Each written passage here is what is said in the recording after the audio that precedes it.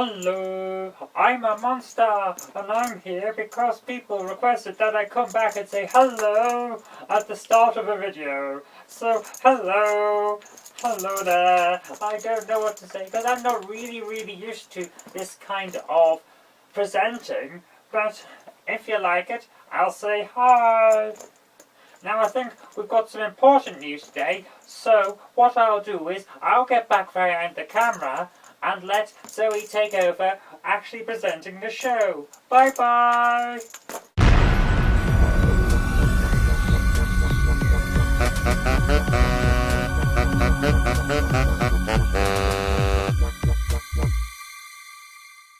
Hello Mousers! Thank you very much to Monster who did my intro there for me, and very good he was too.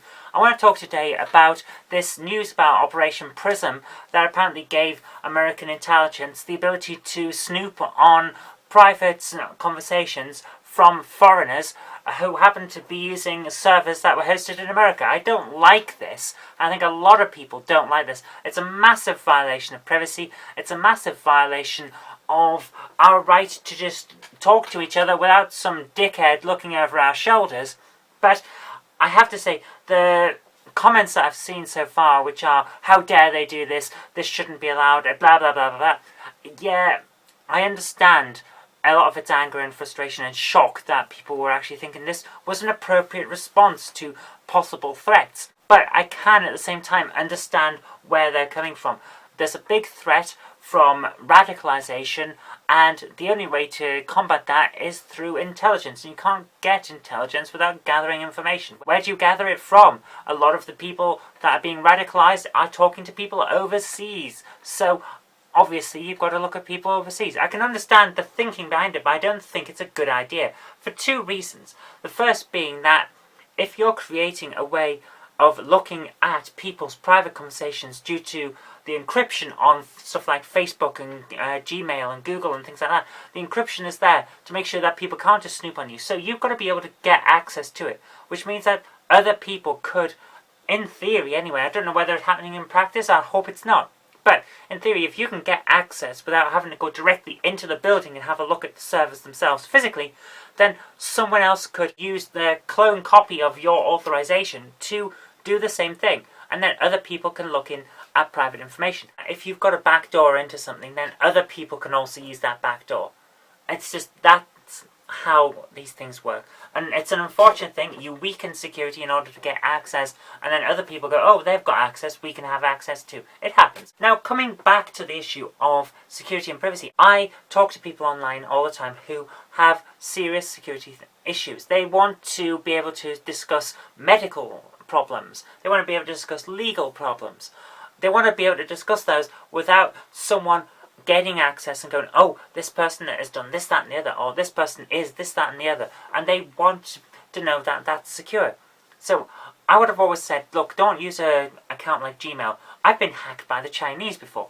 I'm sure a lot of other people have. I was hacked because the Chinese government thought I was an American journalist with the same name as me, and they got in while I was asleep, and by the time I woke up, they had a look at everything that I had on my Gmail account. So I know that that kind of account is not secure. But people use it for talking to their lawyers and their doctors and things like that. I know they do, because they talk to me about what they've been talking about. And now it turns out that perhaps the intelligence services have been reading in on their conversations too. That seems a bit off to me. So I can understand that people are angry. But at the same time, you're using what is effectively a public server. Everyone has access to it. All you've got to do to get access to it is look at your password and hack it.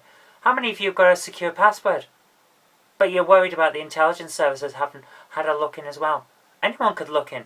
Spend half an hour with a password cracker and I've got access to your account. If it's that important that you need to keep this stuff secure, then don't use a public email address. But having said that, the idea that the Americans have just decided, oh, all this data is coming through our country, so we're going to have access to it, we're going to look at it. That is ridiculous. And it's going to cause a huge problem for them that they're continually not trusting anyone else. And to be honest with you, they're not trusting their own people. Part of the act that allowed them to do this allowed them to spy on telephone calls of Americans. It's like, what? You can't do this and expect people to take you seriously. This is ridiculous. So I'm in two minds about this one. I know that the mentality behind it is understandable. They want to keep their country secure, and that means having the right information. But at the same time, you can't just violate people's privacy willy-nilly. It's ridiculous that you thought you could. But then again, all of this information, it doesn't really need backdoors and access to the servers. You can get into Gmail and Facebook and things like that. You can just get in with a password hacker. People are hacked all the time. It's there.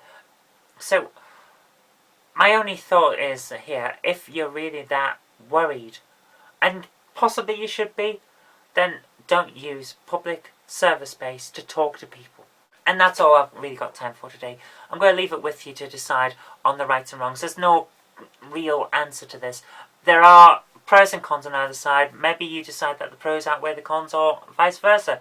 It's up to you, because no one person's going to be able to say this is right or wrong, or entirely right or wrong anyway.